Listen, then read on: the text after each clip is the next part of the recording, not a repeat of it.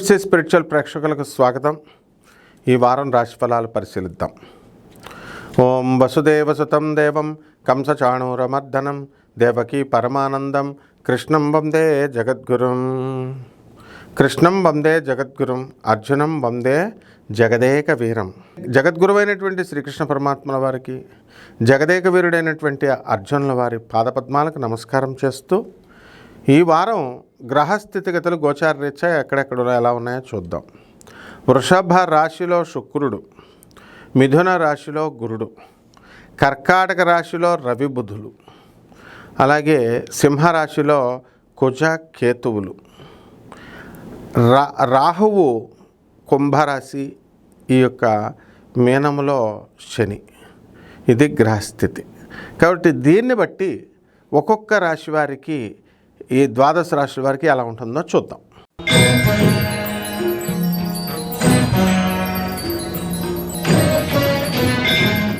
మీనరాశి. ఈ మీనరాశి వారికి అందరికీ కూడా ఏలినాటి శని చాలా అధికంగా ఉంది. వృత్తి వ్యాపార ఉద్యోగ విషయాలలో దీని ప్రభావం చాలా అధికంగా కనబడుతుంది. మంచి డబ్బులు వస్తాయి, పిచ్చగా ఖర్చు పెడతారు. ఫ్రెండ్స్తో పార్టీలు, మరి విహార యాత్రలు, గోవాలు వెళ్ళిపోవడాలు, ఈ రకంగా ఉంటుంది పరిస్థితి. ఇక జన్మంలో ఉన్నటువంటి శనిగ్రహ ప్రభావం వలన ప్రతి పని లేట్ అయ్యేసరికి చాలా మండిపోతూ ఉంటుంది మీకు. 12 ఉన్నటువంటి రాహుగ్రహ ప్రభావం వలన నిద్ర లేకపోవడం, ఈ విధంగా మరి పిశాచ బాధలు. దెయ్యం లేదురా బాబు అని గోగినేని బాబు గారు చెప్తున్నా సరే దెయ్యాలు ఉన్నాయని మీరు అనుకోవడం. ఈ రకంగా వీళ్ళంతా కూడా పిశాచ బాధలతో గానగాపురాలు వెళ్ళిపోతారు, పిచ్చోళ్ళు అయిపోతారు. మేము ఉద్యోగం చేసేస్తామండి, మేము హెడ్ క్వార్టర్స్కి వచ్చేస్తామండి అంటే ఆడేమో వద్దంటాడు.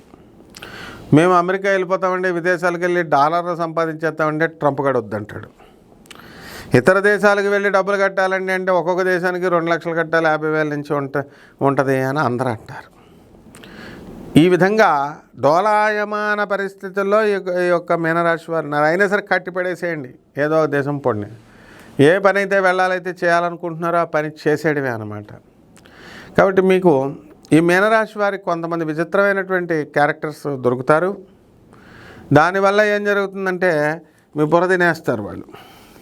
వాళ్ళు చెప్పి వాళ్ళని ఏదో కన్విన్స్ చేయాలి, వాళ్ళకి ఏదో మంచి చేయాలా, సమాజాన్ని పొడి చేయాలా, చించేయాలా అని మీరంతా కూడా చెప్పుకున్నా కూడా వాళ్ళు ఎవరో కూడా మాట వినరు. నేను పెళ్లి చేసుకుంటాను బాబు, నేను పెళ్లి చేసుకుంటాను బాబు అంటారు. పెళ్ళొద్దురా బాబు సన్యాసం తీసుకొని సాధువులు చెప్తుంటే నేను పెళ్లి చేసుకుంటానంటారు. ఈ రకంగా ఎటువంటి ఎద్దం కింద ఈ యొక్క రాహు వీళ్ళని ఉండేలాగా చేస్తాడు. కాబట్టి పరిహారాలు ఏం చేసుకోవాలండి అంటే అర్ధాష్టమ గురుడు ఉన్నాడు కాబట్టి గురు జపం చేయండి, గురు స్తోత్రాలు చదవండి, గురువు కిలోంపావు మినుముల్ని, శనగల్ని, పసుపు రంగు ఉన్నటువంటి వస్త్రాలను ఇచ్చి పేద బ్రాహ్మణులకి మనం శనివారం నాడు ఉదయం 8 గంటలకి దానం చేయండి.